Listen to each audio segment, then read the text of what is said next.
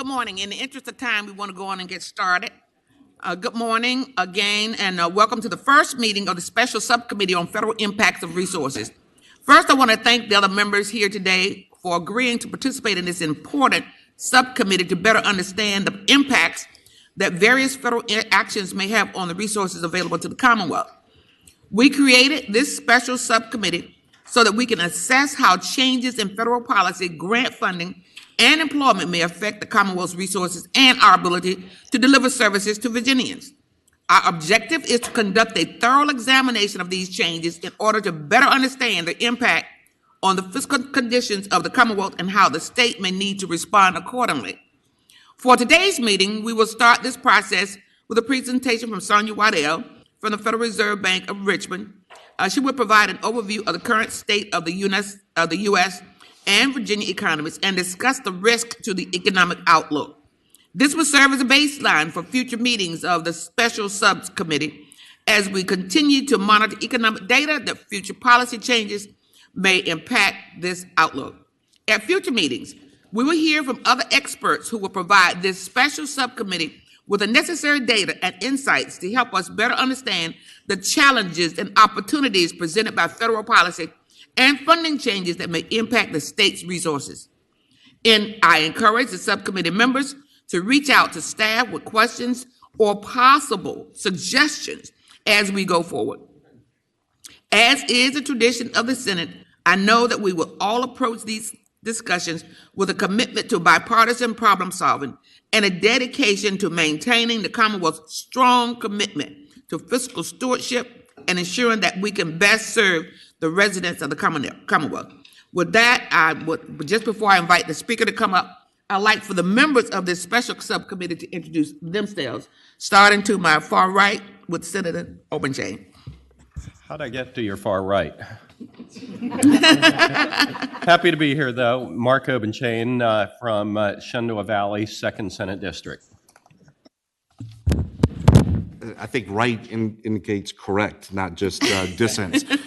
Madam Chairman, thank you for having us here, and we look forward to working to solve problems as well. As we look, I think we're going to hear some really positive things about the economy, positive things about the job opportunities that are available in Virginia, and we look forward to continuing to work as a Senate to come up with solutions for the Commonwealth. I'm Ryan McDougall. I am here. It is spring break, and my daughter Reagan is here with me. Very excited that we are not out on spring break somewhere, and live in Hanover and represent the 64 corridor down to James City and across to the Middle Peninsula and Gloucester and Matthews.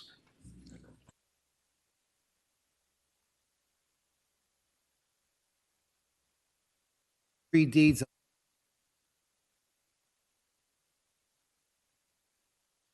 99 to 143 on 64, everything from Earlysville to the James River north of Lynchburg. Glad to be here.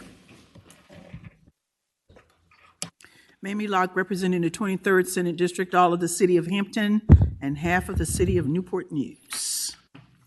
And I'm Scott Survell on the far left, the 34th Senate District, which is Eastern Fairfax County, where, depending on the zip code, between 1 and 4 and 1 of 5 people work for the federal government. So interested to be here and come up with some solutions. And I'm L. Louise Lucas. I'm chair of the Special Joint Subcommittee. I represent the cities of Portsmouth and Chesapeake now. For the last 30 years, I represented 12 localities, so it's really a comfort just to have to go to 2 localities for the first time. But we're all here because we are very interested in how the federal impacts will affect the Commonwealth of Virginia. And we're here to try to make sure that we can find some resolve for those Virginians who might be adversely affected by those policies. And so with that said, I now invite our speaker for today, Sonia Waddell, to begin her presentation. Thank you. Thank you for having me here today. I will say that my kids' spring break tends to fall during FOMC preparation, so I know how it feels to be working during that week. And I apologize. I did actually have a conversation yesterday with some of you around sort of the economy. What I wanted to do today in conversation with staff was place some of the federal government impacts that we're seeing sort of in the context of the broader economy. I will try to bring in different information, although some of the slides might be the same as what we saw yesterday. I started at the Federal Reserve Bank of Richmond in January of 2008, so 2 months before Bear Stearns collapsed. I find it hard to say that this is a particularly challenging time to talk about the economy in that context, but I think it is, in part because we have data that is through the fourth quarter or through January, February of this year, and then we have sentiment indexes or some early indicators of what we might expect to see, but trying to figure out where we're going is a little bit challenging because we have a very different environment maybe today than we did in the fourth quarter of last year. On the whole, the real economy has remained remarkably resilient. So I will talk about GDP. I will talk about where we are with inflation, employment changes that we've seen. There are some signs that some consumers, households, businesses are showing a little bit more trepidation than they were, say, a few months ago.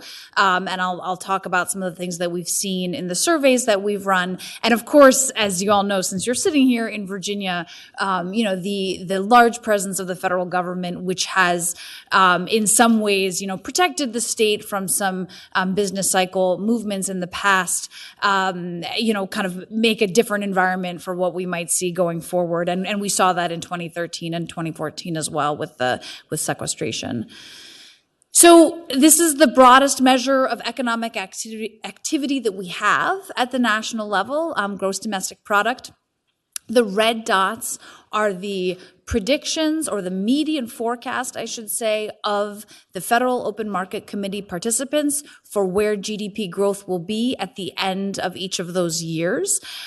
So with the most recent forecast that came out in March, the median prediction is 1.7% growth in 2025. That is not inconsistent with other forecasts that we've seen for this year. For this quarter and for this year. You can see by these bars, and we did actually cut off, by the way, if you look at the axes, the vertical axis, if you don't kind of squish that down, the effects of the pandemic completely overshadow any other changes that we've seen. So the Great Recession doesn't look like anything, actually, even, and seeing the more recent movements is very difficult. But you can see from some of the more recent movements that, even though in 2022, 2023, there was an expectation that we were going to see either a pullback in economic activity or a slowdown in growth, we didn't really see that. The expectation is to see some of that slowdown in 2025 and 2020 and 2026. So, like I said, we haven't seen a very sharp pullback at all in the last few years. That is represented in the payroll employment data as well. So this is, again, national. The bars are the average changes for the month over the quarters, over the months of that quarter. So in February, we added 151,000 jobs. January was 125,000 jobs. All of these numbers, and in fact, all of the numbers that you see here since 2021 are enough to keep up with the growth in the working age population. So we have been growing employment. Now, there are some indications that we have seen sort of a slowing or a softening in employment activity, but it is also sort of a normalization, right? So you can look at, for example, job postings that were at the highest rate that we've ever seen in 2022. Those are back down to more normal levels. Quits rates are back down to about where they were in 2015, 2016. We can look at our measures that we do with our surveys as well, and all of that just sort of indicates a normalization. Kind of coming off of the really tight labor market that we saw in 2022 and 2023. This 151,000 jobs in February does also reflect a 10,000 federal government job reduction in that month. That is kind of most people are sort of attributing that to the hiring freeze that we saw in January, and I will talk more about that when we talk about sort of unemployment and federal compensation claims. So this is employment index to 100 in February of 2020. Which means that to the extent that our states, so for those of you who don't know, this is the 5th Federal Reserve District, North Carolina, South Carolina, Virginia, almost all of West Virginia, DC, and Maryland, but we include all of West Virginia in this measure. So it's employment indexed in February of 2020, which means to the extent that we're back above that horizontal line, we have regained the losses of the pandemic associated recession. So the top two lines there, that's North Carolina and South Carolina, they've seen very strong growth. And in fact, this only goes back to 2020, but we can go back to 2010, 2011, when we started to see that really strong employment growth in North Carolina and South Carolina. And then you have Virginia and the US are kind of in line with each other in the middle. And then you have Maryland, West Virginia, and then the District of Columbia. DC actually never regained the employment levels that they had pre-pandemic. So Virginia, as you can kind of see from this chart, if you look at the trend, saw some pretty, robust, solid employment growth in 2024. It has slowed down a little bit in 2025. In particular, we saw a decline in February in professional business services, as well as accommodation and food services. We also saw a decline in a slight decline in federal government employment in Virginia in February. Madam Chair. Senator Searle. Thank you, Madam Chair. I'm not sure whether you want to use the request to speak button or just jump in, but Yes. okay. I had a question for. Okay, so I said it's sort of a baseline data question because I see on your last chart you have DC down here under subperforming or not recovering to pandemic level economic growth. One of the things that I've heard in other presentations is that the way data is kept, that even though people might live in Virginia because their job's in DC, it might not count for Virginia. Correct. And I saw some presentations about a year ago about how the DC metropolitan statistical area was performing. A George Mason study said 319th in America, which is near the bottom of the barrel for the entire DC metro region. And because many of the jobs are in DC, but people work in Virginia, the data might not reflect in Virginia's data. And so I'm trying to understand when I look at your charts, sort of how to fit that into what you're giving us, because I'm not.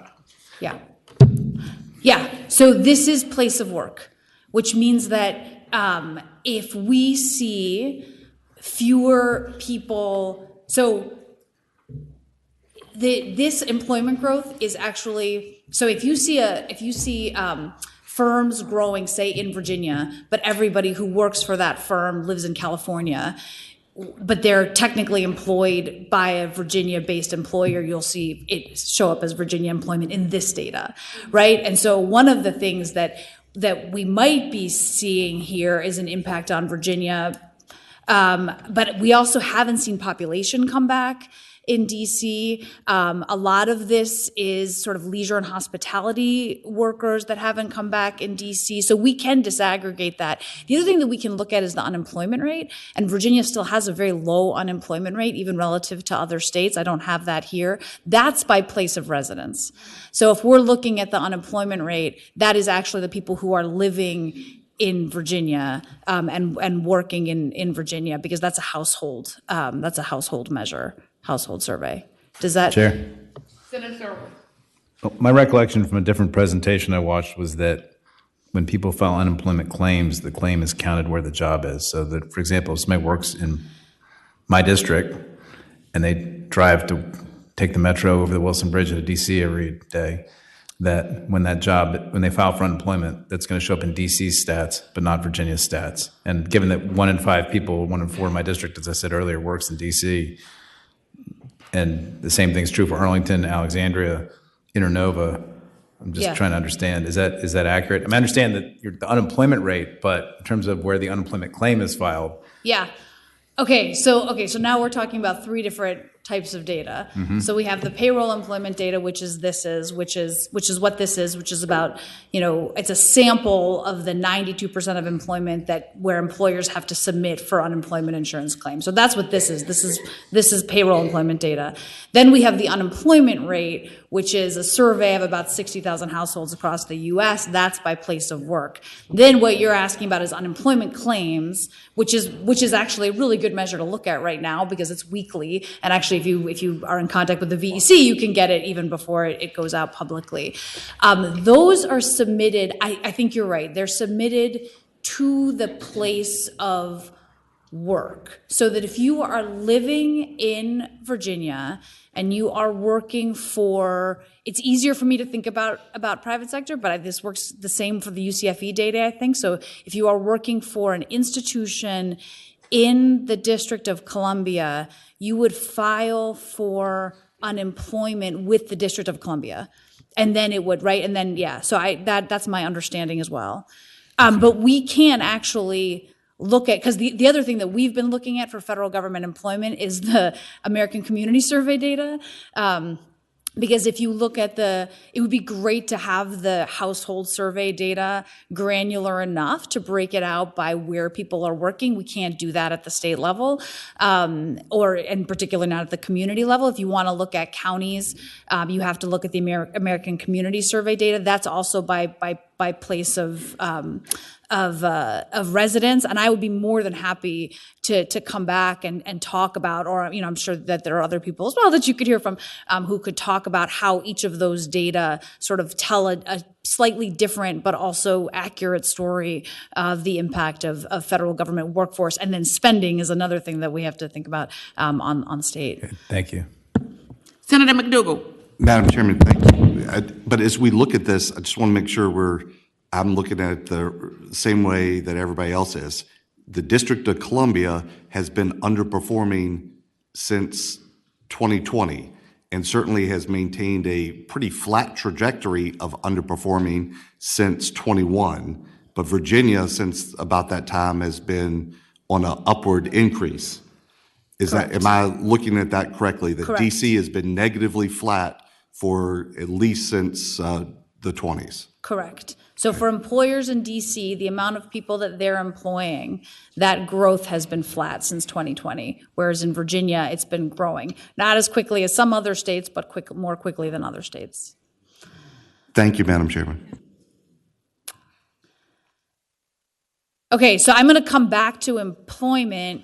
If we think about the major policy issues that are on people's mind, tariff is certainly one of those. If we think about the challenges that our economy has faced in the last, 4 years, inflation is one of those. So I wanted to give a little bit of time to thinking about sort of how inflation has moved in the last couple of years. So this is PCE. So there are 2 measures of inflation. We have Personal Consumption Expenditure Index, which is this, and the CPI. This is the one that policymakers use. So I chose to show this one.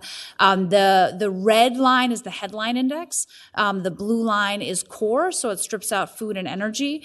You can see that the horizontal line there is at 2%. The Federal Open Market Committee's stated objective is for 2% inflation.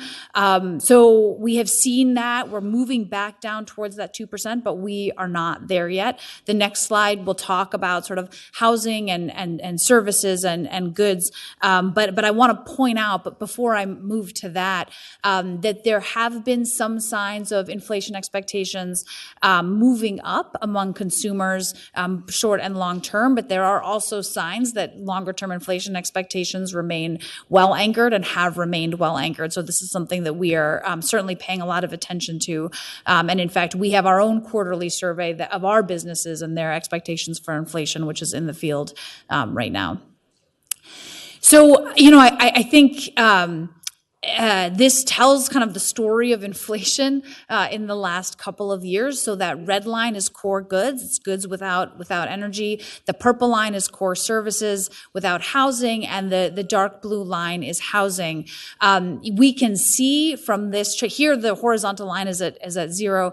We can see sort of how we saw goods price inflation pick up. So again, this is a year-over-year percent change.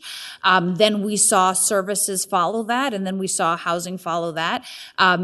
Prior to the last one or two reports, we saw goods price growth come back down to actually sort of putting downward pressure on that overall inflation, which is where it's been for the last 20, 30 years, right? So we haven't had inflation that has come from goods price inflation in a couple of decades, again, prior to 2021. So the housing one line here, based on some of the more recent market indexes for rent, the expectation is that comes down more in the next couple of months. Now, if you want to have a conversation about the longer term challenges in housing, we can do that. But the expectation is that comes down a little bit. This time a few months ago, I shouldn't say this time last year, I should say maybe a few months ago, core services was really sort of seen as that last mile in getting inflation back to the 2% target. We have seen some uptick in goods price inflation recently. There are headwinds to inflation. Tariffs is certainly one for 2025, particularly.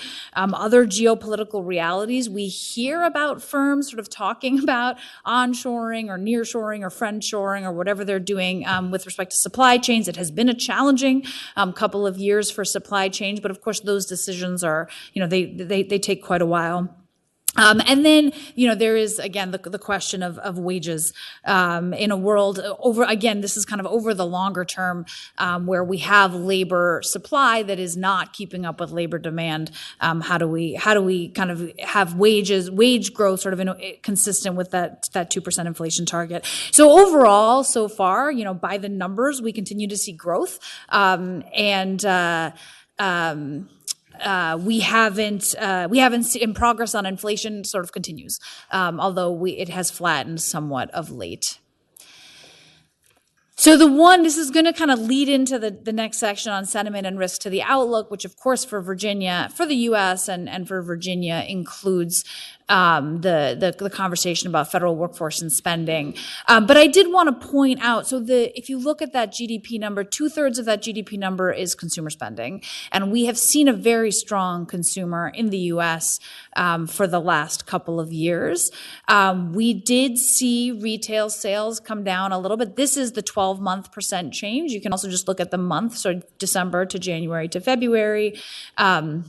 We saw retail sales come down a little in January. A lot of people were attributing that to the weather that we saw in January. And in fact, that is consistent with comments that we got in our surveys of businesses that we run out of the Richmond Fed. But we did also see some slower growth than a lot of people were expecting for February. Nothing dramatic, nothing to suggest that the consumer is fully pulling back. But we saw particularly a drop in food service sales. This is just something that we want to pay attention to. Okay, so I want to talk about sort of the risks to the outlook broadly. One of the ways, we have a number of ways of gathering real-time information, when we have sort of lags in the hard data that we look at. One of them is we have people who are out on the ground. You might have come into contact with some of them, particularly in Virginia. We have a regional executive here in Virginia who's talking to businesses, nonprofits in urban and rural communities, trying to understand what's happening on the ground. The other way that we do it, and this comes out of my shop, are the surveys that we run. So we collaborate with Duke University and the Federal Reserve Bank of Atlanta on the CFO survey. This was released last week. In the fourth quarter, we saw a bump in optimism. So that blue line is respondents responding to the question of how do they rate their optimism on the overall U.S. economy? They had to rate it from 0 to 100, and then the red line, we ask about their own firm financial prospects. In something that I find comforting, we do usually see the own firm prospects above the economy expectations, and it doesn't move quite as dramatically as the expectations or optimism about the overall U.S. economy can. We saw a jump in optimism in the fourth quarter.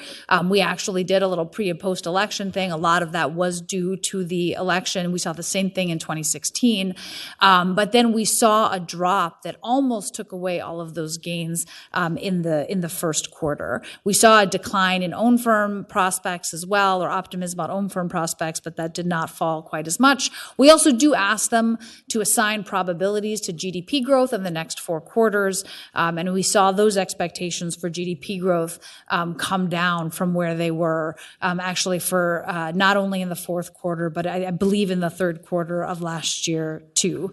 And the share of participants that expect to see declines in GDP has gone up, although again, still not a dramatic amount. So we asked them what are their most pressing concerns, and maybe not surprisingly, trade and tariffs jumped to the top of the list. So this is share of total mentions. About 30% of firms mentioned trade and tariffs as a concern. Inflation also rose. Uncertainty made it to the top 5 for the first time in a while. In fact, as long as I can remember, but it's certainly been at least a few years. And the political climate and the election concern didn't go down as much as you might expect, given that this survey was fielded after the election. I'll also point out that we had a couple of ways to try to understand how trade or tariffs particularly might be impacting firms' expectations for their own firm prospects. One way that we did was we looked at sort of the firms that were particularly exposed to the 3 countries that we hear about the most, which is Canada, China, and Mexico. And then we also took the firms that sort of mentioned or sort of were analytically determined to be concerned about trade and tariffs. And for both of those, we found that the more concerned they are about tariffs, or the more they trade with those countries, the worse their optimism or expectations were across a number of dimensions, including sort of their own firm employment or revenues or costs. Now, a lot of this must be somewhat speculative, and I want to point that out because the survey fielding period was February 19th to March 7th. And I think that the first round of larger tariffs, if I am remembering correctly, came in on March 4th. I think there were some changes on March 6th. So I want to point that out. The other thing that we asked, and this sort of, kind of transitions a little bit into sort of the federal government workforce, is we asked specifically about how they're hiring, and in the next slide, how their capital spending, how they expect that to be impacted by these 4 major policy areas that we've been hearing about a lot. So, the trade tariff policy did sort of come out as one where, more firms were expecting trade or tariff policy to sort of decrease their hiring.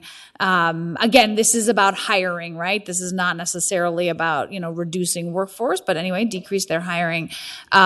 Interestingly, the regulatory policy, we sort of had an equal amount talking about sort of whether that would increase their hiring or decrease their hiring.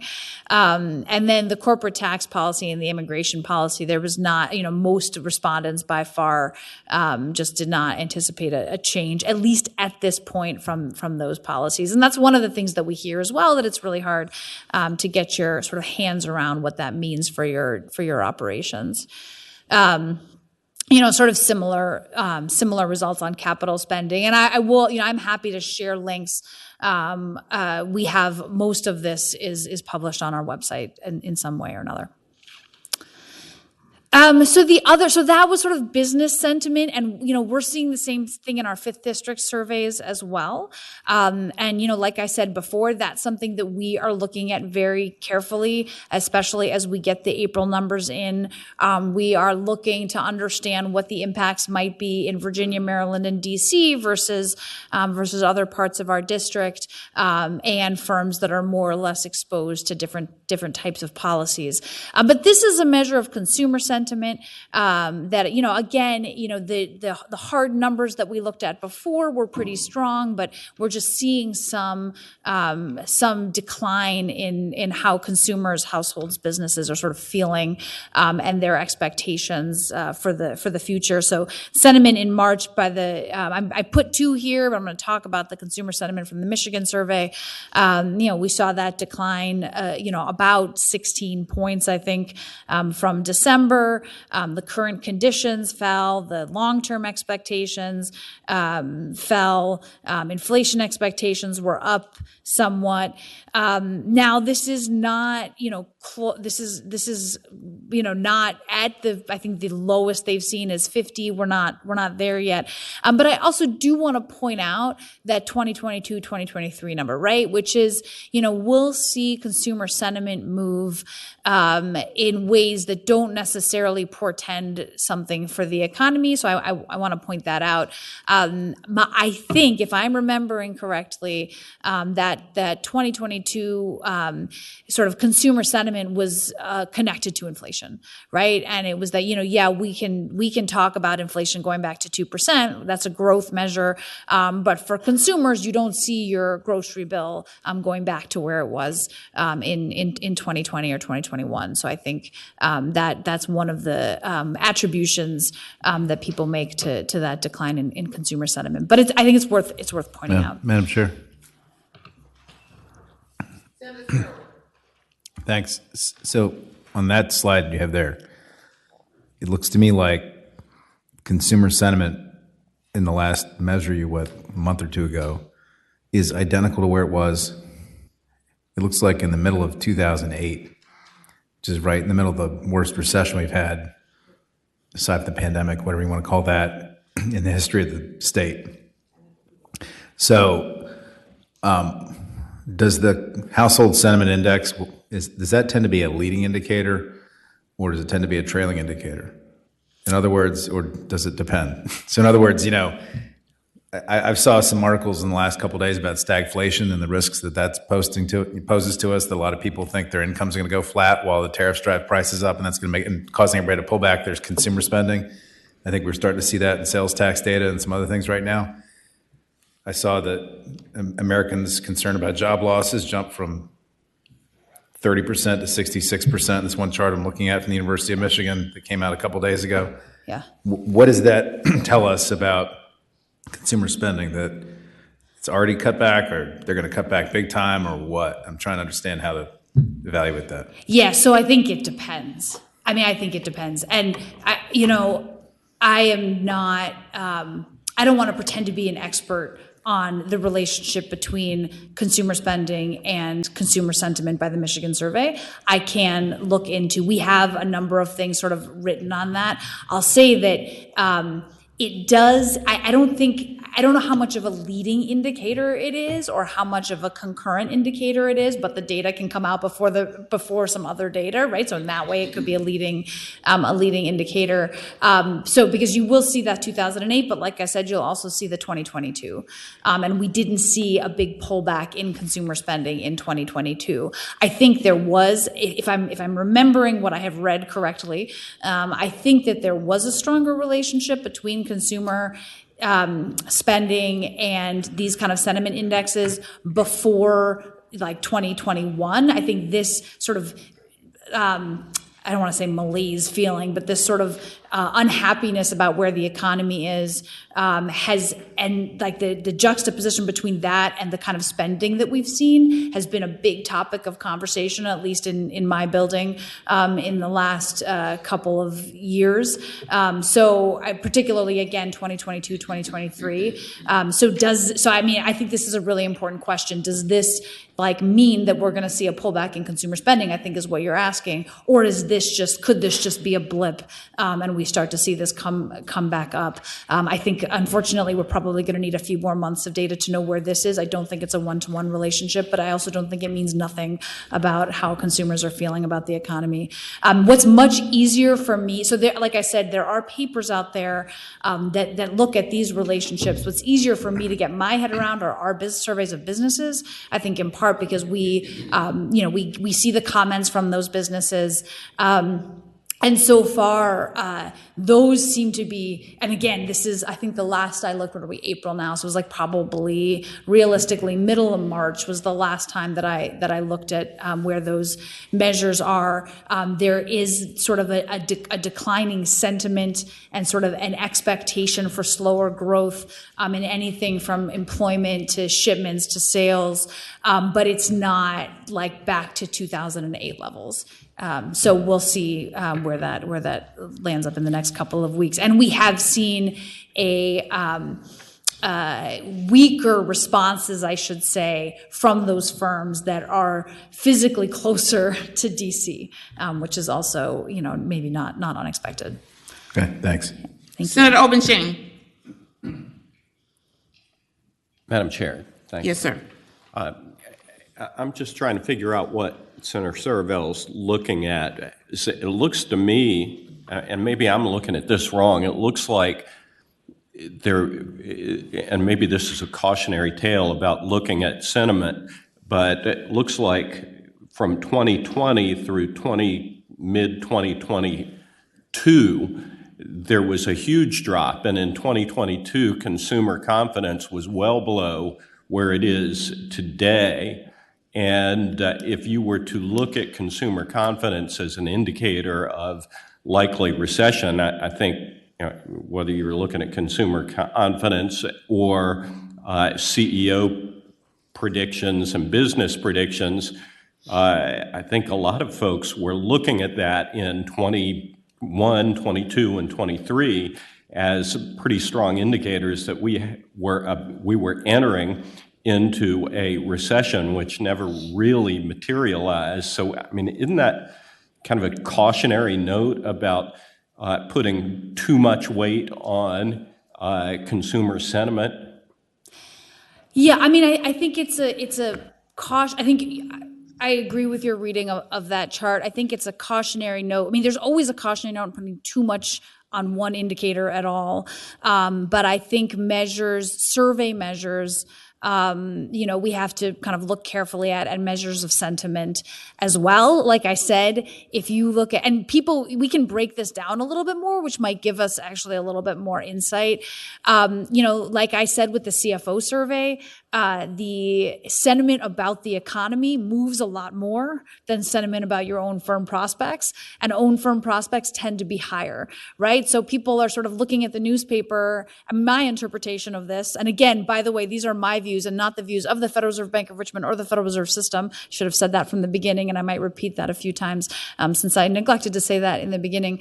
But my view of that is that you open the newspaper and you feel like, the economy is not doing well, the country's not doing well, the world isn't doing well, but my firm will be okay. Like I'm looking at my balance sheet, I'm looking at sort of, the indicators that I look at for my business, and I'm feeling okay about it. So I think that those expectations for own firm is probably something that I think about more closely if I'm sort of and their expectations for employment. So in the CFO survey, we saw that huge bump in optimism in the fourth quarter. We didn't see expectations for their own employment, revenues, prices, wages change that much. So they were more optimistic about the economy, but their expectations for their own firm prospects were about the same as they were the quarter before. So yes, I agree with that Madam interpretation. Chair. just between Senators Obenshain and Serval, the way I read these lines, consumer sentiment in Michigan was much lower in 2022, but nationally, we're about where we were in 2022. The way I read those numbers. The way I read all these charts is we're down that low in large part because of uncertainty about the tariffs. Yes, I think uncertainty is something. Now, in this chart, some of that uncertainty did align with tariff uncertainty, and some of it didn't. So there seems to be an elevated level of uncertainty. I think tariffs are the thing, at least from what we hear, that are most on the minds of the firms that we talk to. But I think there is sort of uncertainty broadly that people are reacting to. But I agree with that.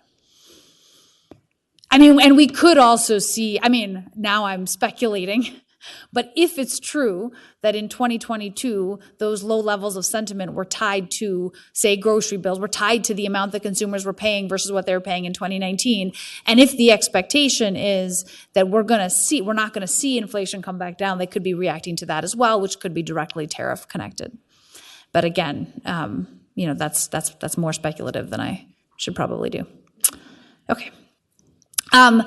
So I think this is where we get into Senator Serval's questions about where people live versus where people work. I think that is a very important question to think about in Virginia as we look at the impacts of any decline in federal government workforce and spending. So these charts are on workforce. I have one on spending. We actually did also write a couple of pieces connected to this. I know that Bob McNabb at ODU has done some work. I think that right here you have staff that are trying to understand what the impact will be or could be on Virginia for spending and workforce. So I'm just going to talk about this a little bit, but I don't want to pretend to be the expert in Virginia. So the top chart here is data from the Office of Personnel Management. It is by place of work, right? So these are the federal agencies that are that are in Virginia and employing people, so the people could live in other parts of the country. But when we think about sort of but a lot of these people we also know do live in Virginia.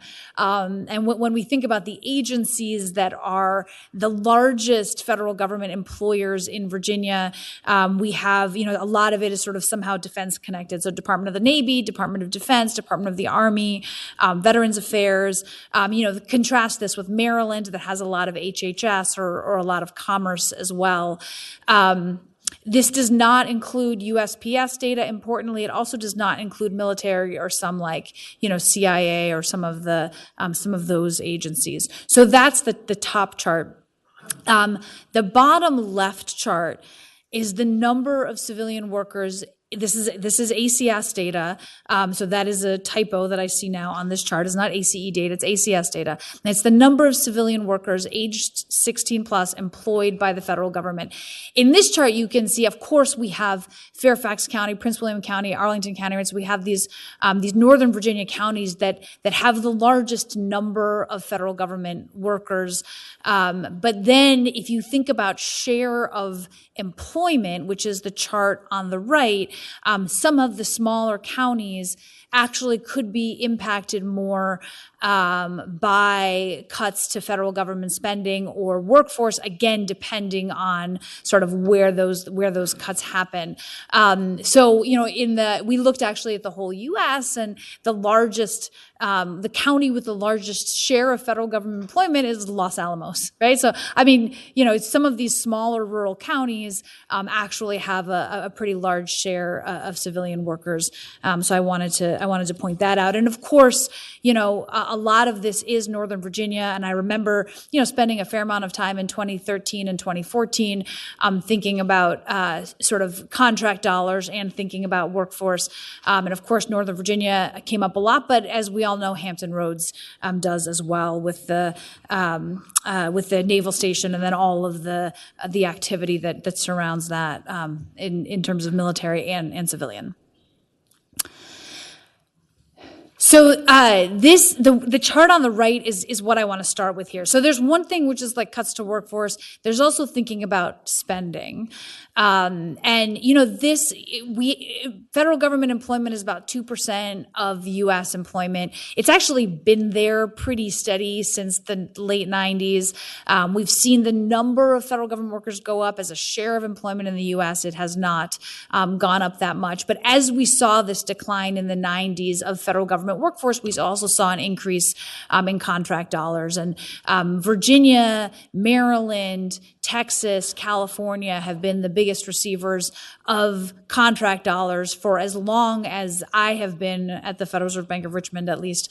And actually, for a while, Virginia and California were sort of vying for that top spot, but Virginia and Maryland are smaller economies. So as a share of economic activity, these contract dollars matter a lot in Virginia and in Maryland. And a lot of this does translate into professional business services in Northern Virginia, or, you know, we also do see manufacturing, of course, in Hampton Roads. So that's the chart on the right. So the chart on the left is federal grants as a share of state personal income. And here, Virginia aligns much more with the U.S. and with other states. We also can look at federal government transfer. So that's the other sort of big source of spending for the federal government, transfers to state and local governments. And there, actually, Virginia is one of the lower states, at least in the district, but I think in the U.S.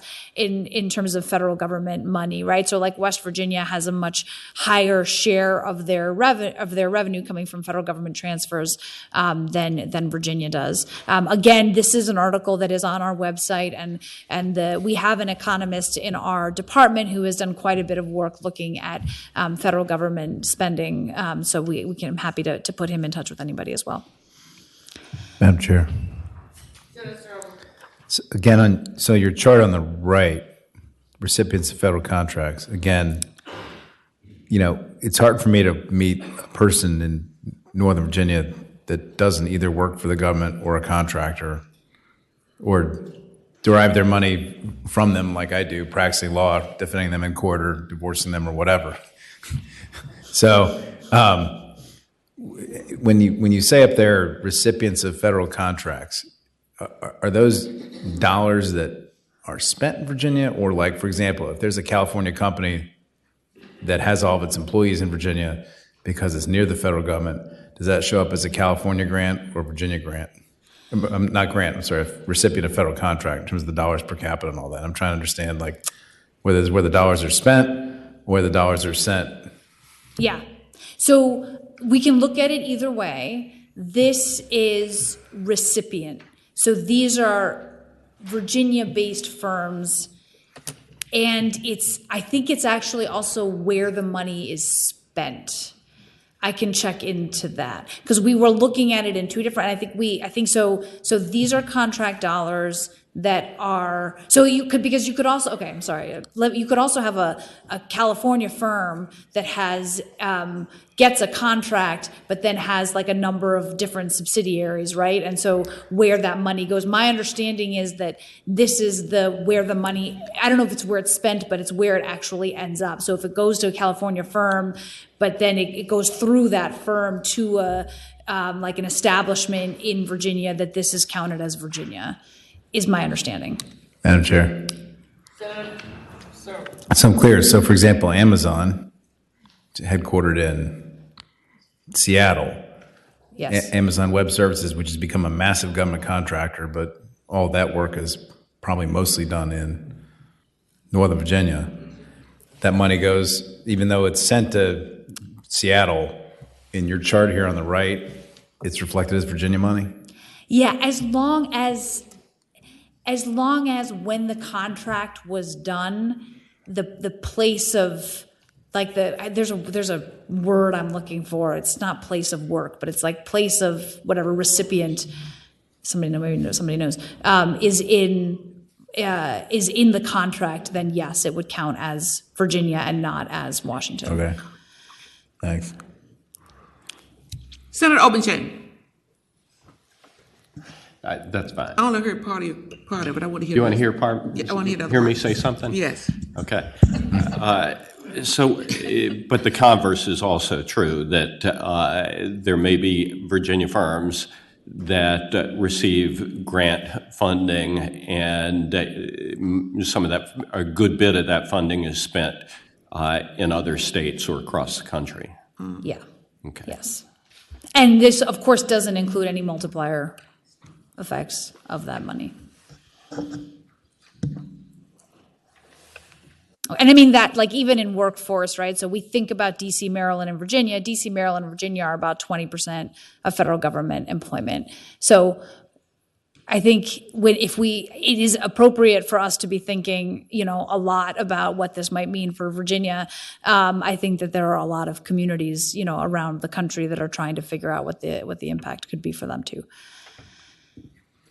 Okay, so this is definitely not updated. So my understanding is that we have publicly available through 3/15. And I heard a rumor yesterday that VEC might have for at least Virginia, through 3/22. So I just want to be clear about that up front. This is unemployment insurance. The blue line is sort of those standard UI claims. The green line is the UCFE, which is the unemployment compensation for federal employees, and then the orange line is for the service, for the military. So the UCFE number, which is the one that we've been looking at, quite closely, is my understanding is 564. So this is initial claims as well, by the way. So continuing claims are elevated, right? But they're not crazy elevated, and we have seen some decline in the initial claims. We can see that jump that we saw in earlier this year is actually not completely inconsistent with what we've seen at the start of past presidential administration shifts, in January. It's not inconsistent with what we've seen in January and February of sort of presidential administration changeovers, or however, hopefully that's clear. We saw much bigger jumps, for example, in 2013 and 2014 during the sequester. Now, importantly, you must become, to qualify for any of these, you have to become unemployed through no fault of your own. And also, it's not for the UCFE, it's not going to include any deferred resignation. It's not going to include paid administrative leave. And, like I just said, you can't be fired for cause. So there could be things that are, right now missing in this data that will kind of tick it up as we move forward. So the next slide this is unemployment insurance, again, sort of traditional unemployment insurance for our states. That jump in North Carolina, that was Hurricane Helene, if you remember. So Virginia did in the most recent week of the data, Virginia did go up. If you look at initial claims are a little elevated in Virginia. They're not crazy. Continuing claims also seem a little bit elevated, but again, not yet, or not at super high levels. The unemployment compensation for federal employees by state saw big jumps. And here, the DC continuing claims number is quite high. It's close to 800, and that's high by historical standards. Maryland is also pretty high, and Virginia is elevated compared to where it's been. So this is a measure that we are going to be looking at pretty closely as we move forward. Madam Chair. Senator Obajay. So that chart only goes back to 23. Yeah. And I'm curious, I happen to know that Virginia residents who have filed for unemployment for jobs that they've had in DC through about the middle of March, there are 560 of them for the beginning of this year. Do you know how that matches up to the beginning of the last couple of presidential administrations, whether that is higher, lower, normal?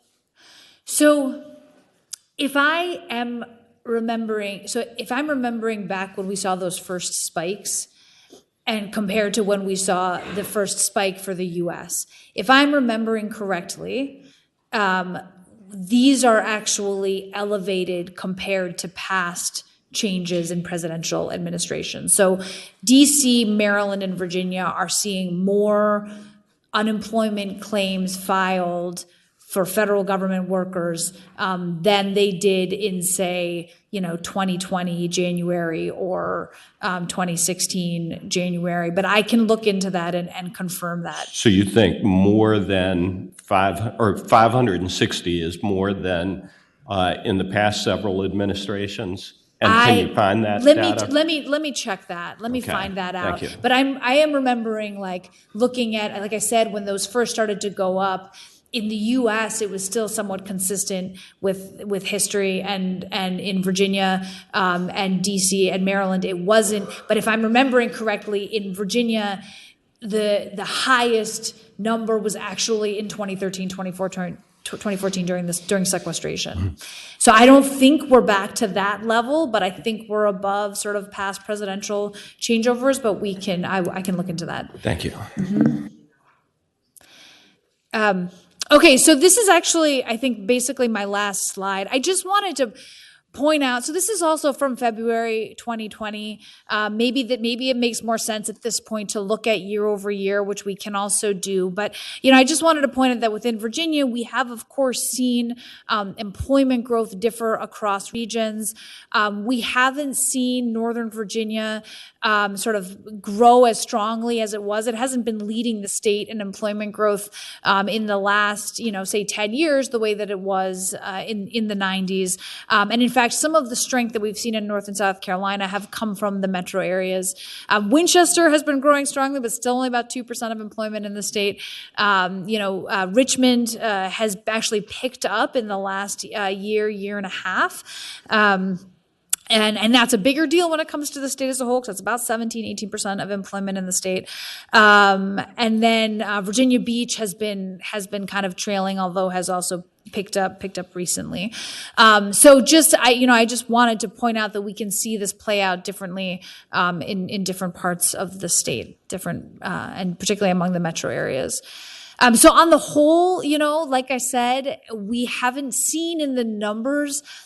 We've seen some slowdown. Maybe there are some high-frequency indicators you can look at. I saw an article about a small business sort of hiring survey that sort of indicates that small businesses are hiring less.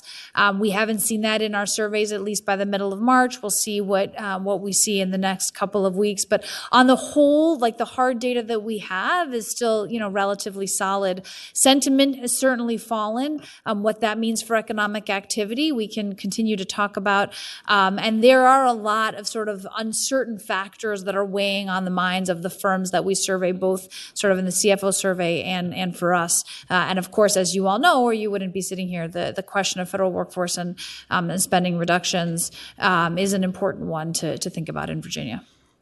Madam Chair.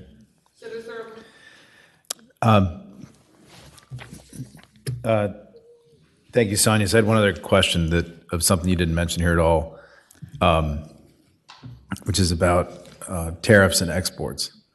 So when I look at what Virginia's top exports are, it used to be semiconductors, but then the plant closed down. So now it's bituminous coal. After that, it's soy products, which I think is Virginia's #1 agricultural export, a whole bunch of different categories of soy. Then after that, it says it's diesel, tractor trailers. Our top export countries are #1, Canada, #2, China, #3, India, after that, Mexico, and then Germany. And I think most of this export risk is to the rural parts of the Commonwealth. That's where all the soybeans come from. The tractor trailers are made in Pulaski. The coal, I'm not sure if that's at risk, but if it's going to China or India, who knows?